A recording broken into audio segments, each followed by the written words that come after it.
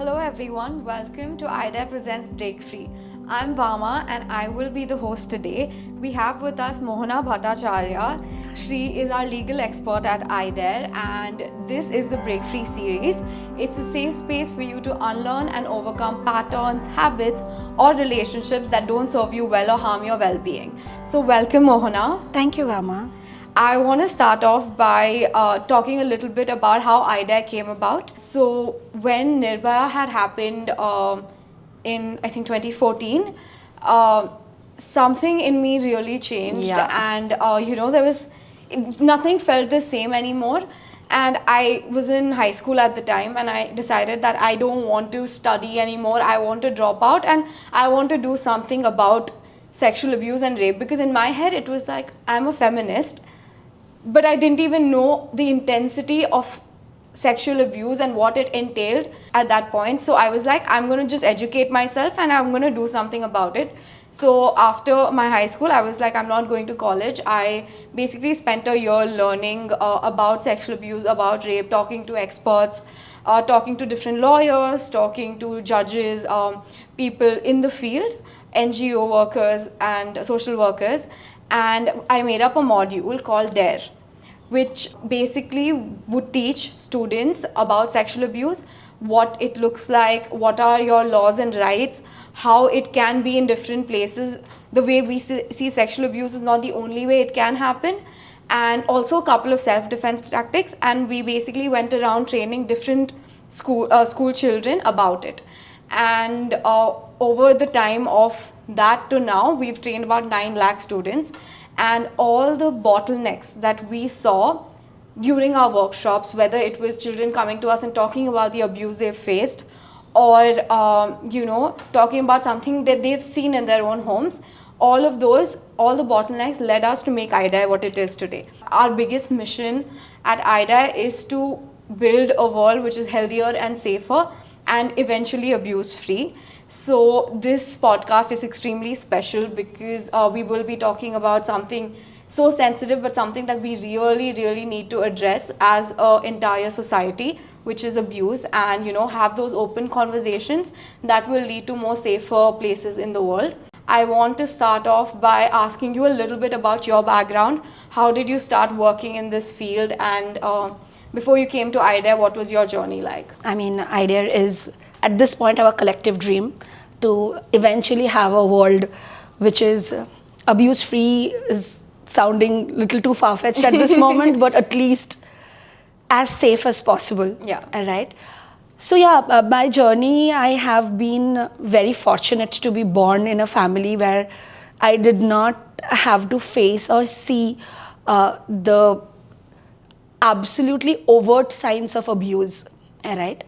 And life was very pretty, hunky-dory and things like that. It's only when after class 12, when I came to study in college, came to study law, is when I realized that, the world in which I was living, or I thought I was living, and the real world out there, like outside the 4 walls of my home, is very different.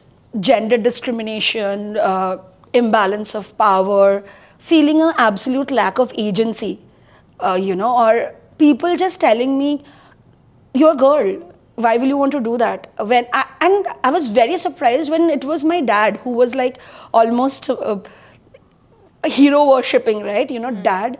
And I don't think he came from a place of malice, but when I told him I wanted to study criminal law, and his first thing was like, you're a girl. And it was so heartbreaking. And that is, I think, the first time when I started to realize how we have normalized abuse, right? And we don't like to identify ourselves as, for the lack of better word, victims of abuse, right? We want to alienate ourselves from us. We are like, oh no, it happens to others. It will never happen to us. If it is happening in front of us, it's like, it's just a one-off incident. Don't label it. Don't call it out. And I think in all these things, we have normalized it so much. And throughout my years of student of law, like when I was studying actually, this is all I saw. The more case studies I saw, the more judgments I read, in which, with all respect, few judges have said that try to adjust with your husband. A husband disciplining his wife is normal, it's okay. You know, we've all heard it in newspaper, and every time I would read this justice, I mean, something in you breaks, right? You're like, this is not what it is. This is, I think even before I identified myself as a feminist, or I realized what the movement of feminism is about, I think it was more about, in my head at that point of time, more about the glaring examples of injustice that was there, absolute difference in accessibility which was there, right? And that was things which really moved me. Then again, I was fortunate. I went ahead to practice law in the high courts in India. They didn't go down very well, actually. Even in the legal system, in the court system, you would see the differences, like how you are treated as a woman and how you're someone who has come along with you or probably younger than you, they are being given better access, or they are being given better cases to handle just because, they are men. On the other hand, I also saw my gender being utilized to the point like, oh, you know what, you're a woman, you go and talk with the court clerk, probably you will get a familiar date. Or, oh, you are supposed to be soft spoken. Why? And I am a loud person. I have never been afraid of putting out my opinion. And that did not earn me much friends till very late in life, where I found my kind of people, right? I was always like the most difficult, assertive, not nice, always argumentative, everywhere. Like in my home, in my office, it's like I'm the troublemaker. Interesting how assertive is used as a bad word, right? Exactly, when it comes to women. Yeah. It went on like that, and I was just trying to figure out where I fit, because I was not fitting anywhere. I was a misfit everywhere. Somewhere I was too loud, somewhere I was too meek. I was just not fitting anywhere. In all this quest and lots of like trouble at home about timings, like suddenly there were things like, why are you coming at 11? Why are you so late? It felt like, quote unquote, I was given freedom within boundaries, right? You are allowed to do all these things, but till this limit. I love how it is, you are given freedom and you're not naturally free. Exactly. So, and I think a lot of women will relate to this idea, because I think constantly we are reminded of the idea that we are giving you the freedom to exist and to do what you want, but as long as it does not affect our structures in place, if it does, then I'm sorry, we will revoke your freedom. I think you hit the nail on that, because it's exactly that.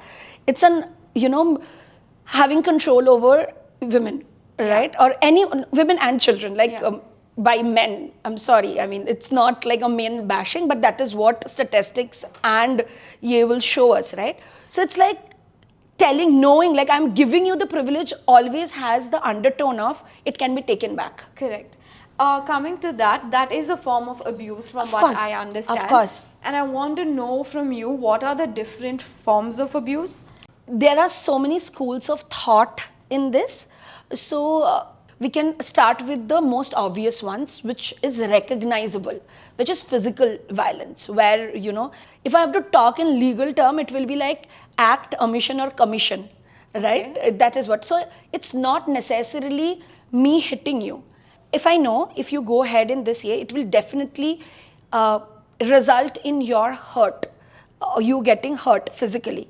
And I knowingly do not stop myself or do not stop you from doing that. That is also an act of violence. There is this bulb here, and I know that there is something is loose, right? And anyone, you walk below it, it will fall and you will get hurt. Yeah. I might not have, loosened it, but I know this is a thing. And you try to act, I do nothing to prevent you from doing it. So I have committed an act of violence. Yeah, I think inaction is also a huge form of abuse, especially exactly. even with child abuse, right? Yes, neglect.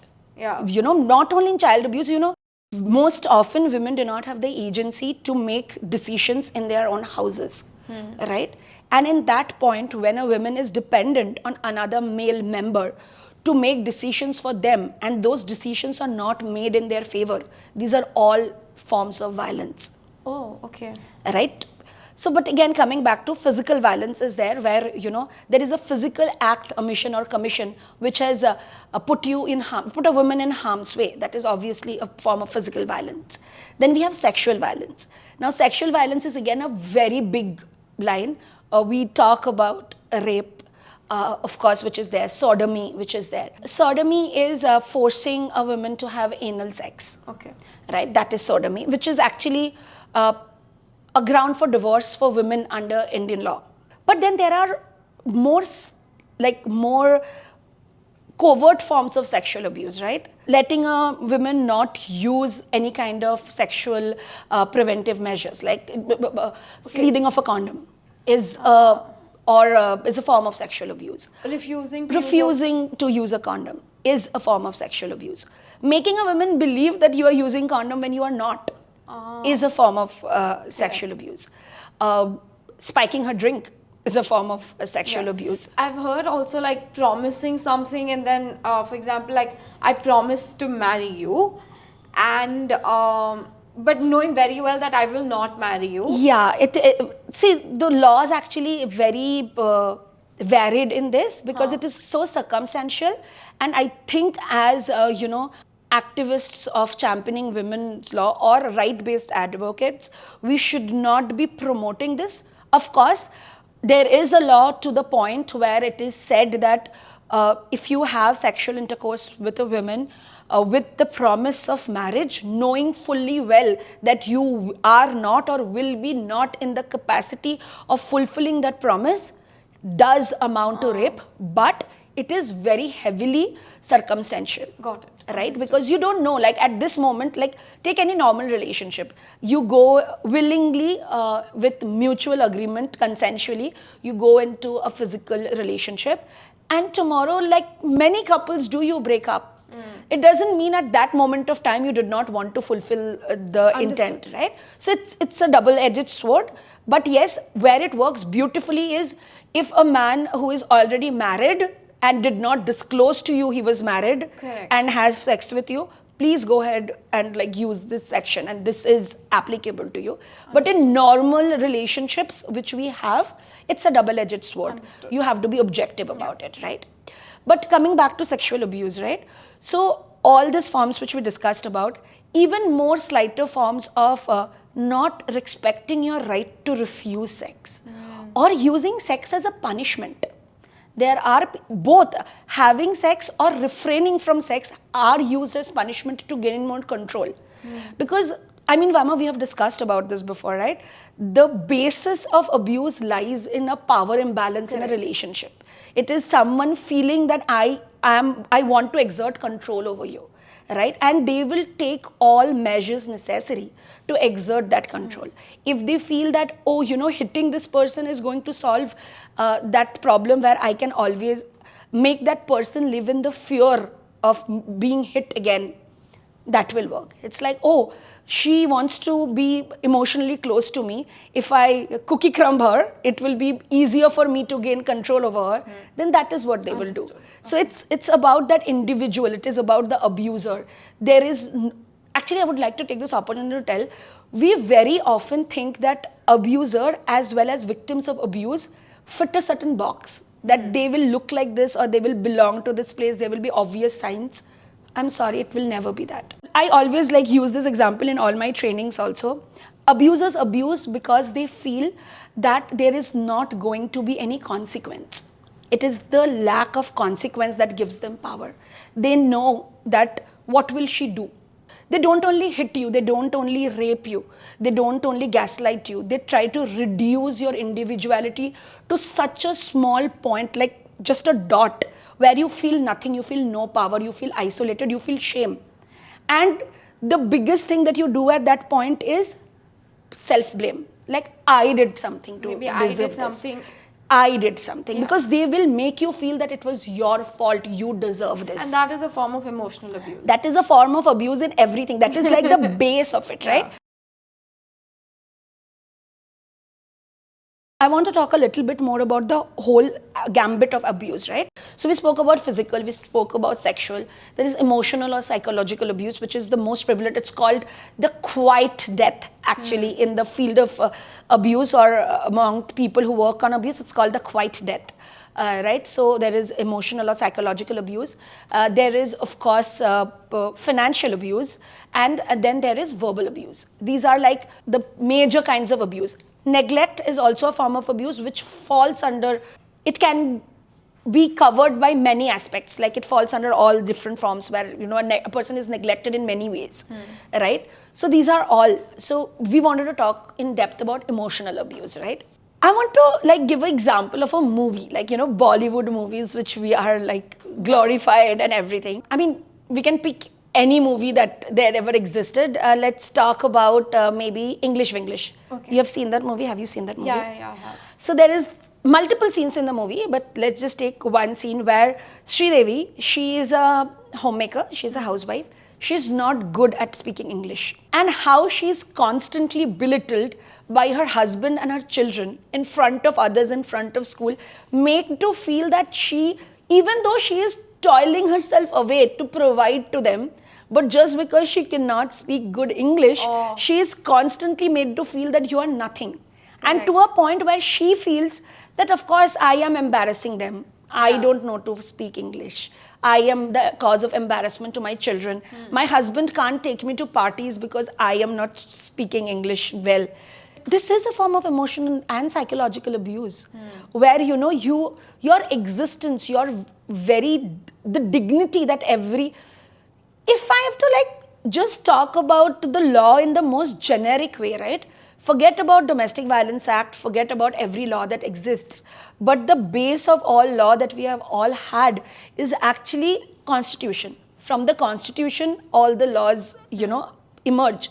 Article 14 says about life with dignity. Article 21 talks about life with dignity. Yeah. Is this life with dignity?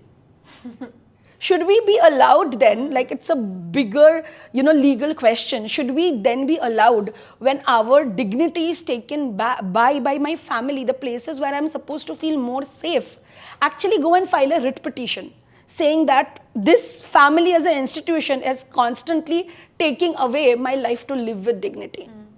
Yeah. Right? And we normalize it. The biggest problem of emotional abuse is its normalization. There is a movement in India, right? Save Indian Families, which is like against all feminism and everyone who is fighting against domestic violence. They feel like domestic violence, the laws of domestic violence is eroding Indian family values. So we are so low that we think a husband or a male or anyone who has power over a married woman, and if women challenges that, it is eroding family values. We have gone so low to say that abuse is a family value for us. Oh. Right? We normalize it so much that even the thought of a woman questioning why my husband did this or why my mother-in-law did this is bad behavior, is being a woman who breaks the family. You have intergenerational family problems.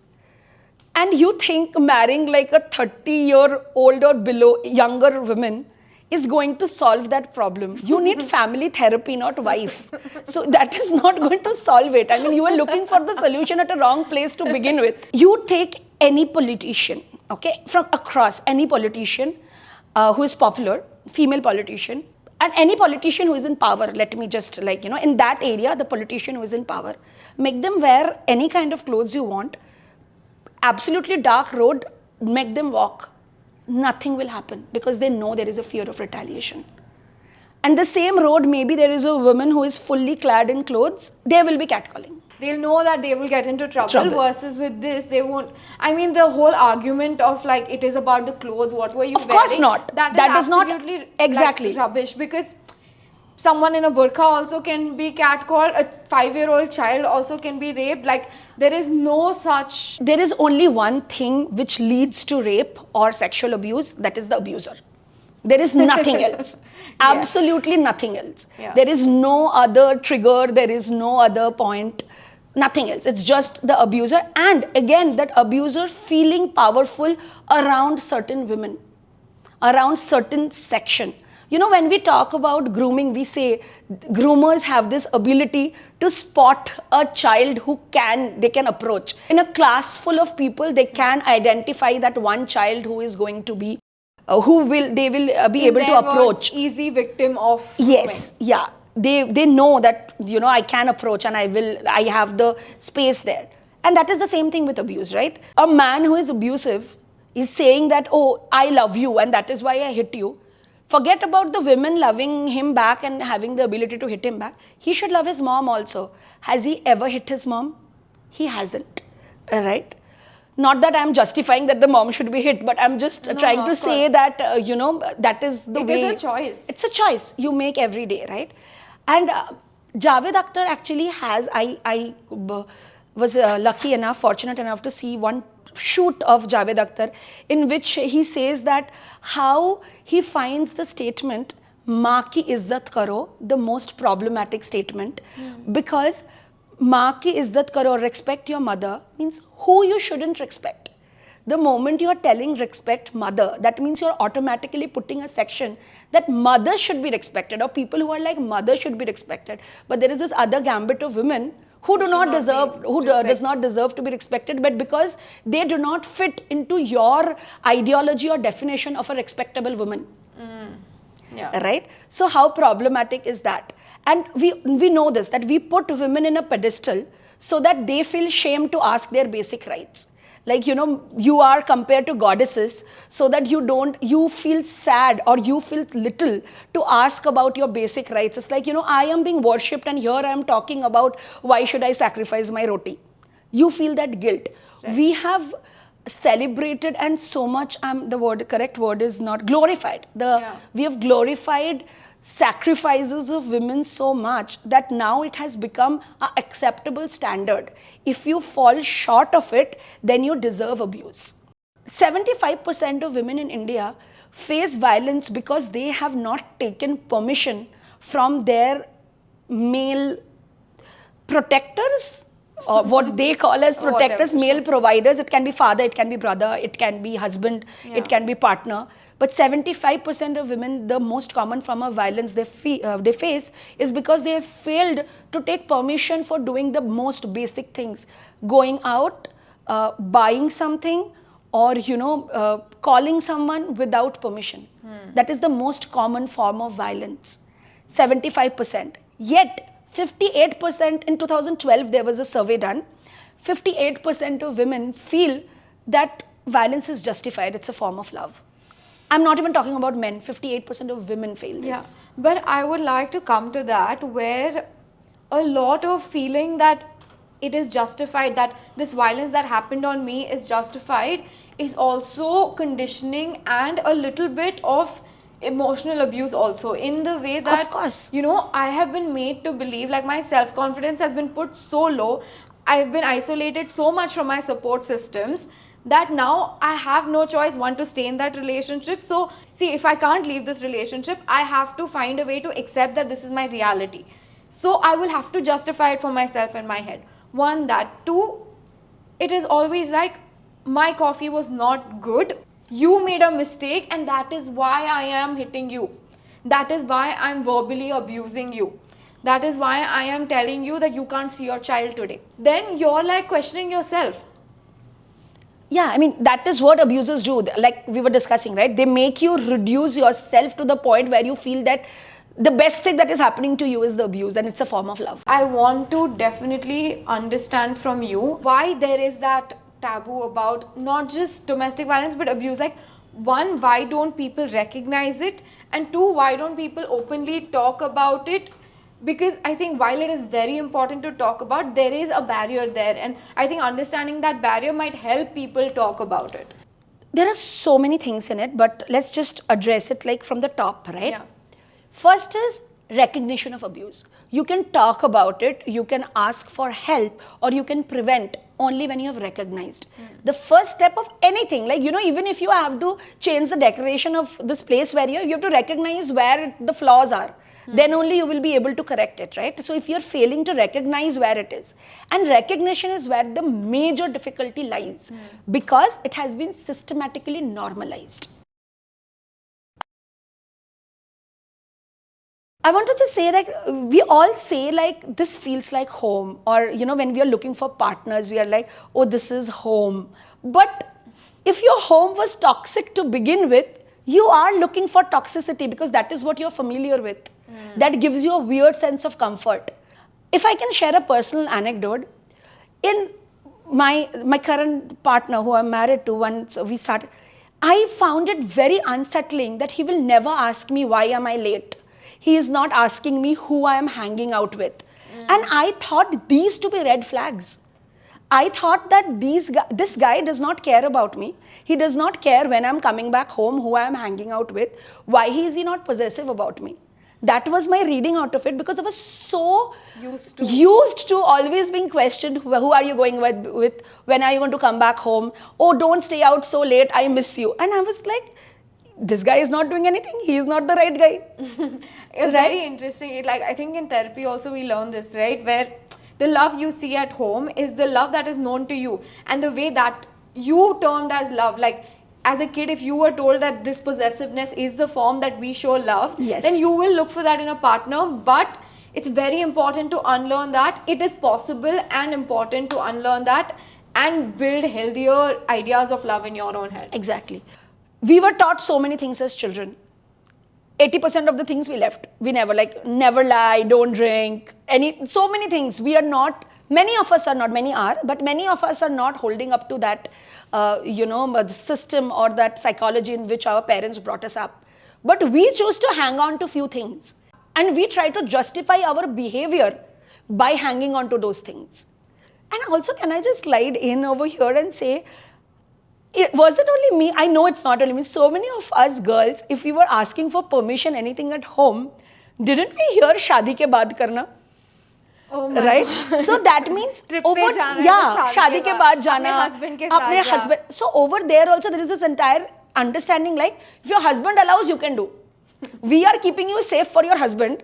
Once your husband allows, you can do, because then you're his responsibility. It's very difficult to see that the person whom I am seeing is, or the person who I love so much, whether it is father, brother, uncle, husband, boyfriend, is someone who is perpetrating abuse. And of course, there is a lot of Stockholm syndrome, which is also there. You empathize.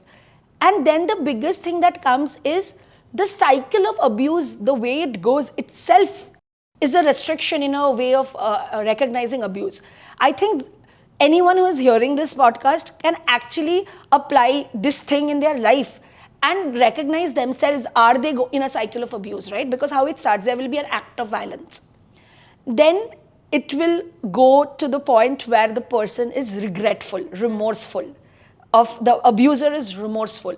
Usually it is like, oh, I'm sorry, I didn't mean to do that. You know you did this, and because of that I felt so angry. But it is many a times the abuser will go and start slapping themselves and things like that and say, I'm so sorry, I love you, I don't know what came to me, but when I see you with that guy, I just become inhuman.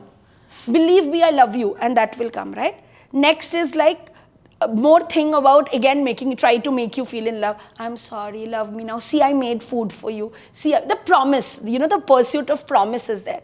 Then there is the honeymoon phase where you are again feeling love and everything is going good and happy. And then again, there will be threat of violence. You start feeling, oh my God, if I do something, he might again get violent like last time. And then again, there is the act of violence. And this circle follows. It follows and it follows, it follows and follows, where you are reduced, where you feel like, oh, I am just stuck in this. What do I do? Which one is true him? The one who is showing me love, or one who hit me? Which one is true him? Yeah. Right? You're just consumed by it. And it's so difficult, because what abusers do is very systematically, they make you away from your support systems. They make you feel alone. They make you feel vulnerable. Yeah. And once that happens, you don't know who to reach out to help for, who to ask. You have the entire burden of maintaining the image of the man as well as your family, your house. God forbid you have children or sisters. You are like, if I make this open, who will marry them? What will happen to my father? So you are not only thinking about your own self, you are thinking about your entire family and what effect it can have on them. And sometimes it feels easier just to suffer through the pain, because you just think, then it's only me who is suffering through the pain. Why people don't recognize abuse, or why it's so difficult to recognize abuse, is because one, it's so normalized. Two, it is glorified to be quiet about these kind of things, and you're a good person to be quiet. 3, there are not enough support systems around you to help you recognize it, and I think that's where iDare comes in, right? Yes. For us to provide information and resources for people to be able to recognize abuse, and when they need support systems to get out of it and resources, we're there for you. How you said, right, like how the police or the law enforcement agencies will react when you report, and it is so much rooted in the history of abuse, right? How abuse came to be, because till the late 1980s domestic violence was not even recognized as a valid form of violence or a crime, right? It was not. Repeatedly I have seen older police manuals, even UN police manuals, like, you know, where they tell the SOPs for police chiefs and things like that. 1965, the Global Manual on Police Chiefs, SOP, actually states that action against perpetrators of domestic violence should be taken only as last resort because it destroys family. So what we see is the agencies who are supposed to take cognizance and take action actually thinks that the abuse is not destroying the family, but taking an action against the abuser will destroy the family. So this is the perception which is coming at. This is what we have seen.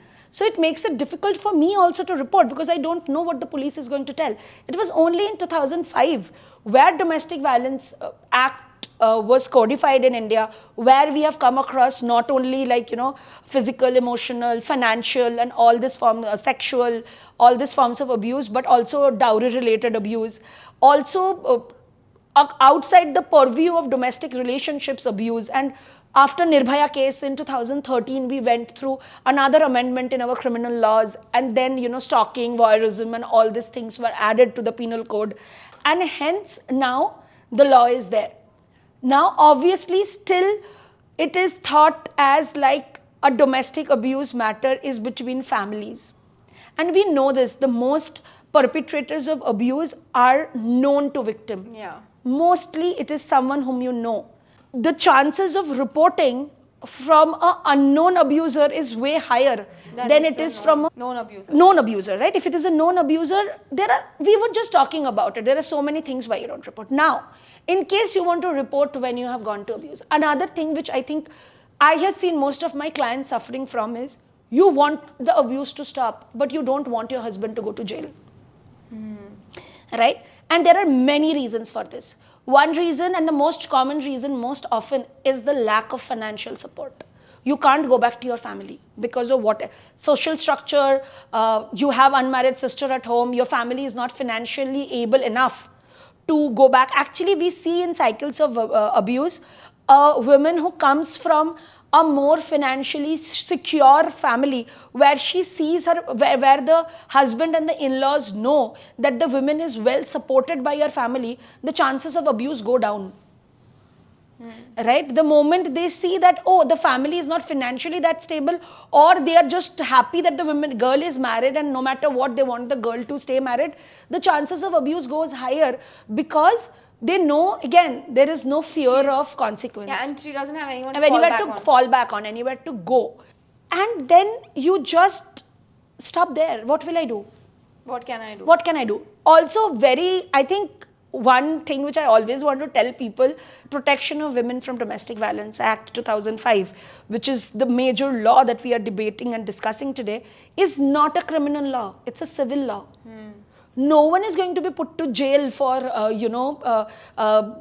because the entire idea, the entire discussion, why this law was introduced was so that it becomes easier to report. You are given mandatory counseling. You get protection order. There is a protection order who is a protection officer who is assigned to you, who will help you every time you feel threatened. You know you have access to medical facilities where your wounds and other things will be notified so that tomorrow you want to take any other action that can be taken. Yeah. You have shelter homes where if you feel the house you are staying in, you and your children are in immediate danger or you are in imminent threat, you can go there. These are the purpose of Domestic Violence Act, not putting someone in jail. Yeah, totally. And I want to use this moment to actually talk a little bit about what we do on the iDare app. Yes. And why everything we do was designed for basically this, Yes. right? First, talking about what you said, shelter homes. We have safe zones on the app where somebody in distress can actually navigate to and go to when they need shelter.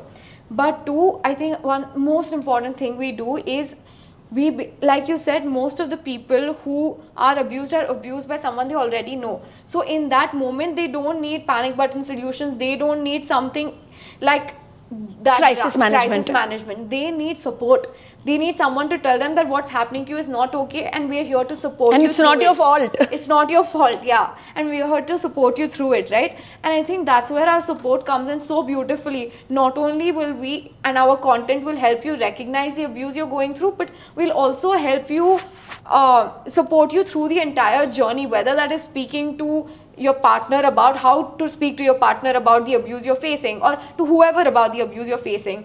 To, if you want to take it up legally, we have people like you who will basically help them in every way and cushion that gap between the desensitization that the legal system might have to the fear that somebody else has to go report. We have you in the middle to actually help them cushion that.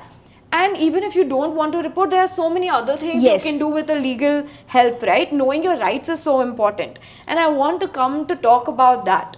Yeah. What all can you do post-abuse? Yeah. Thank you Or so if much, abuse Rama. is ongoing. Yeah, so I think post-abuse is a kind of a misnomer, because once the abuse has stopped, abuse mostly is an ongoing offense. Yeah. Right? It just changes form many times, but it is still an abuse. If I've hit you and then I've not even stopped to tell sorry, not that sorry makes it okay, but just saying, not even stopped to tell you sorry, or, recognize that I have hit you and it was not okay. I'm gone on and just telling you essentially the plot of Thappar, right? Whatever happens after that one slap was also other forms of abuse. Yeah. No one supporting her, anything. So abuse most often is an ongoing offense. It's not a one action offense, right? The entire criminal justice system that we have is very perpetrator centric, or for a lack of better word, justice centric, where the victim is reduced to nothing but a witness, right? And I think that is a gap that we at iDare are trying to bridge. For us, what matters is you feel validated, you feel safe, you feel the power and agency back in your life. That is all that matters. You do not want to report, you do not want to file a case, fine, we respect that choice. When we say that there's no judgment there. There is no judgment. I am okay. I mean, we at iDare are okay if you decide at first that we have had clients, right, who have decided to file a case and then midway have moved back and said, no, I do not want to go through it. Okay. That's absolutely okay. No one's going to judge you for your decision. Exactly. We're here to support you, whatever you decide. And I also want to quickly address the difference between legal counseling and filing a case. Legal counseling is what we mostly do at iDare, right? Yeah. So legal counseling is letting you know that what is happening to you is wrong, not only like socially, emotionally, psychologically, but even legally. These are your legal rights. You knowing your legal rights, you knowing what is happening to you is wrong, will give you that immense power, that immense empowerment, where you can talk back, where you know that, no, I'm not alone.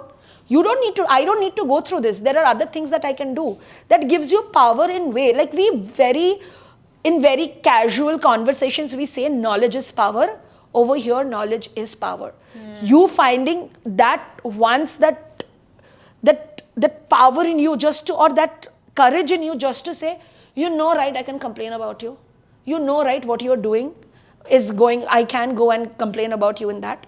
Another thing I think which I want to talk about is, how do you heal post-abuse, right? Because it's a deep gashing wound which is being inflicted on you. Your wound is not getting the time to heal, and it is being, aggravated every day with every passing moment.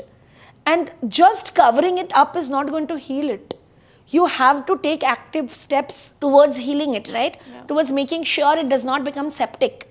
iDare is one app which can help you, like act as that antibiotic, if I'm making any sense. Act as that antibiotic, which will help not only heal that wound, but prevent it from spreading everywhere. Yeah. At iDare, we want to help you gain back the control over your own life. Like we say, our motto is reclaim your power. Reclaim your power, right? Gain back that control over your own life. You and only you should be in the driving seat. It's very easy to say that, but there are so many factors which, and every one of ours life experiences, the privileges that we have, and everything is different. We understand that it is not a one size fit all, and that is why mostly nothing in iDare is artificial intelligence led. Everything is human led, because we understand the need of the human touch there.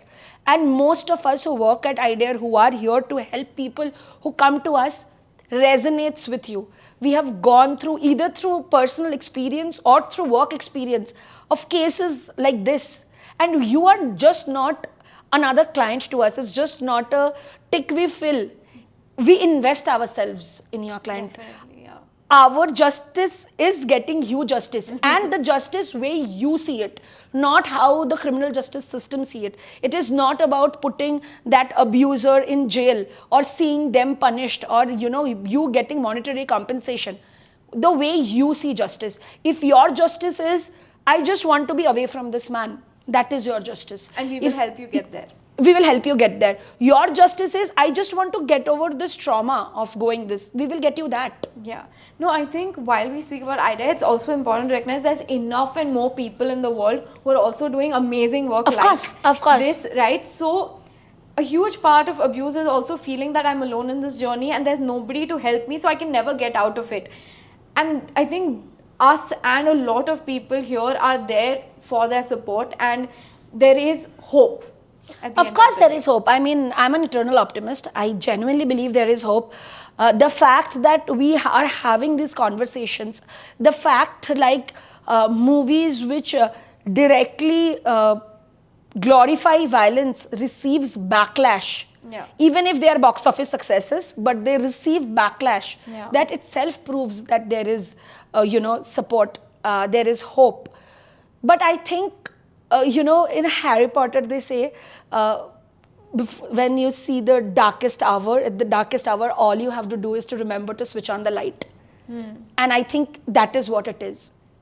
You just have to, that one moment, you have to find that courage to just reach out and say, I need help. And we know this, we discuss this, and this is something which I think is the guiding light in iDare, where we say that asking for help is the biggest sign of strength. Yeah. It is not the sign of weakness. Yeah.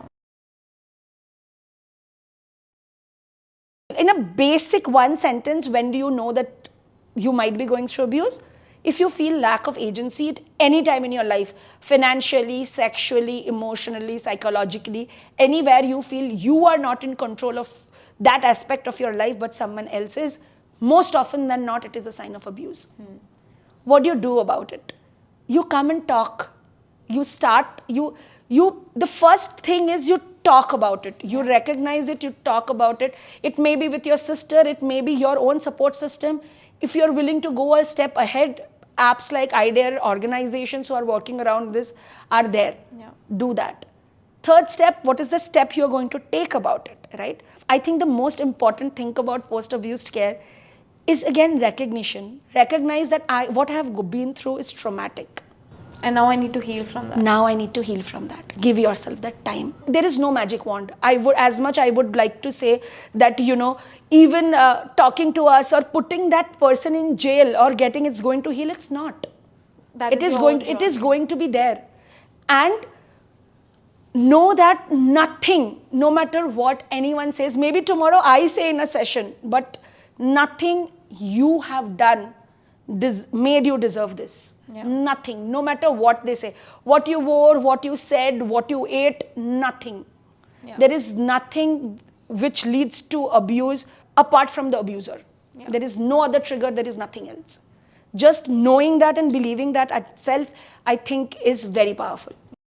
I think we've spoken a lot about abuse in general and abusers, and there's one thing that's stayed common is we use the word she, right? Or children. Yes. Right? Having said that, it's not impossible, and it is not something that is new to us that even men yes, are abused. I mean, yes, there's a lot of abuse that happens in different genders, yes, right? And the nature of abuse is different for each gender, yes, right? abuse LGBTQ community faces is very different. I think that's an entire different conversation altogether. And the abuse men face is also different, and that is another conversation altogether. So while we've spoken about this, I also want to just put that there, that we recognize that it can happen different genders. Yes. Like, I think, thank you, Mama, very valid point. The idea was never to say it's like no, of course women. Not. We were speaking about it from the legal terms and perspective. But I think right in the beginning, we tried to define abuse. It was about someone having control over you, the power imbalance in relationship. And that is where abuse stems. Any time between two men, if there is a power imbalance and the one man wants to assert more power, there will be abuse. Right. Irrespective of the gender. Any time one person wants to exert more power on the other person, it most often than not turns to abuse. Every gender, every section, and of course we cannot, if we are talking about this is the entire intersectionalism, right? How maybe a woman from a lower caste background is facing more abuse than someone from, a higher section. So even in gender there is intersectionalism. Everyone is facing abuse in some form or the other. And I think the legal structures for that are also different. So when we speak of the laws we spoke about today, the same laws don't apply to men, if I'm correct. Most of them do not apply to men. They have separate recourse for each of them. Actually, but to be very fair and honest, in Indian legal system, the legal recourse which main victim, LGBTQ community I'm not talking about here, but male victims are very limited, to be very honest. And I think that is another reason why men also do not speak out, because power and less of a man if you have faced abuse, and that's another different discussion. But just to point out the laws where you can, if it is a sexual abuse that a man has faced, if it is from another man, then there is section 377, which they can, IPC, Indian Penal Code, they can approach. But if it is in a more domestic setting, if the man is facing more forms of abuse, know that counseling is available for men too. How to deal with that, and cruelty as a ground for divorce is available. So you don't have to be in that relationship.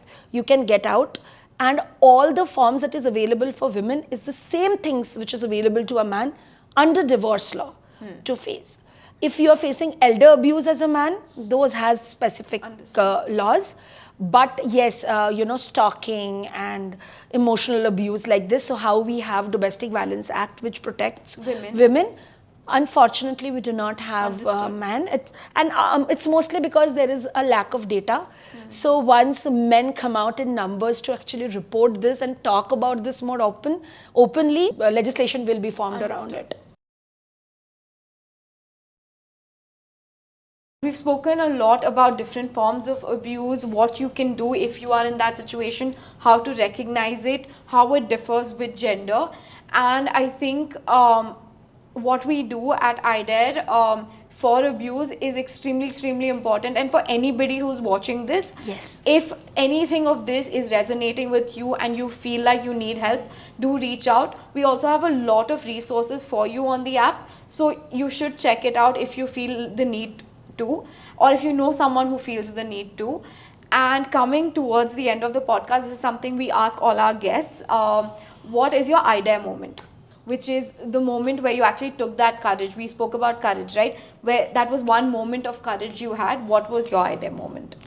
It would actually be coming out of a very abusive relationship. It was my first relationship, and very naive, very childish. And I thought, oh, I have kissed him, I've held his hand, and this is what it's supposed to be, this is what it's meant to be.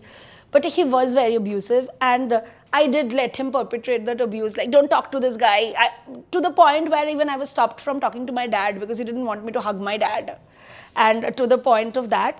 And what was the difficult part was I was not able to tell this to anyone because I was me who was like always very courageous, speaking loud about things.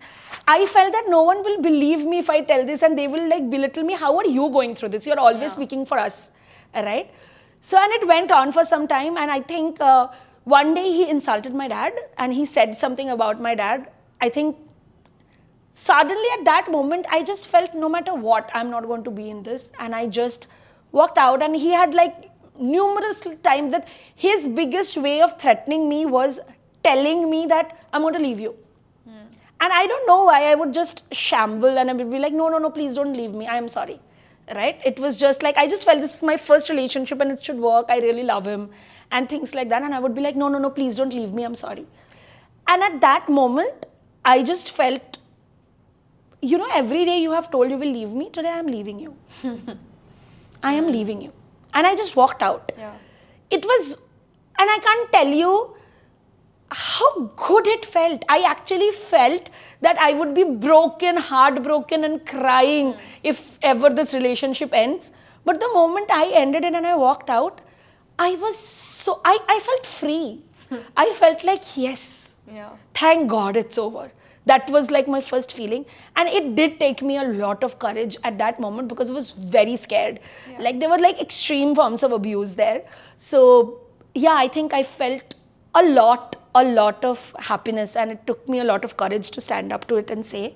And the first thing I did is go back home and hug my dad. I think this has been extremely informative and very, very important a conversation to have.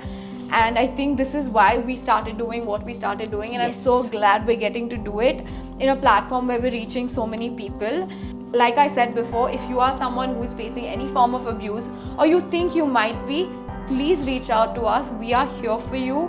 We will help you to the best of our abilities, and know that you are not alone in this journey. Thank you so much for watching. Thank you. Please, you know, if you ever need to book a session with her, it is available on the iDare app. We will be linking the app below, and anything you'll need, whether that is mental health, relationships or abuse, iDare is here for you. Please don't forget that, and thank you so much for listening to us, and this has been really, really lovely. Thank you Mohana. so much.